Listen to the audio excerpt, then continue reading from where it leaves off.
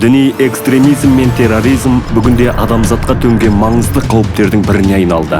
Деструктивті діни ағым немесе ұйым бұл ізбасарлардың санасы мен еркіне толық жалпы бақылау орнатуға тырысатын деструктивті діни немесе жалған діни имитация ұйым.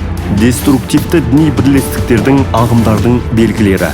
Олардың тобына кірген жағдайда осы уақытқа дейін бекер іздеген нәрсені таба алатыныңызға сендіргісі келетін. Ресми ақпарат көздеріне оның ішінде діни бірлестіктерге жүгінуге тыйым салатын. Сізге өмірде жетіспейтін нәрсені нақты білетіндеріне сендіретін. Олармен алғаш рет кездесудің өзінде өмірге мүлдем жаңа көзқарас қалыптастыратын. Тобындағы адамдардың дүние танымы өте қарапайым және кез келген мәселені түсіндіріп беретіндерден сақ болу керек. Қазақ қоғамына енген жат ағымдардың ішіндегісі ең қауіптісі бұл салафизм ағымы болып табылады. Осы салафизм жайында қысқаша бір түсіндіріп баяндап өтетін болсақ, салафизм ағымы негізі бұл шығу тарихы өте тереңде.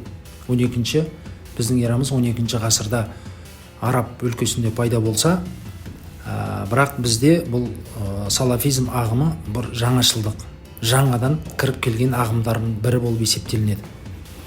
Яғни тәуелсіз жылдарынан кейін 90-шы жылдардың аяғы 2000 жылдардың басында осындай жастарымыз шетелдерге барып дәстүрлі емес діни білімдерді алып келіп осы қоғамға неше түрлі әлеуметтік желілер арқылы, бұқаралық ақпараттар құралдар арқылы өздерінің жаңағы дәстүрлі емес салафизм ағымындағы идеологияларын тарата бастады.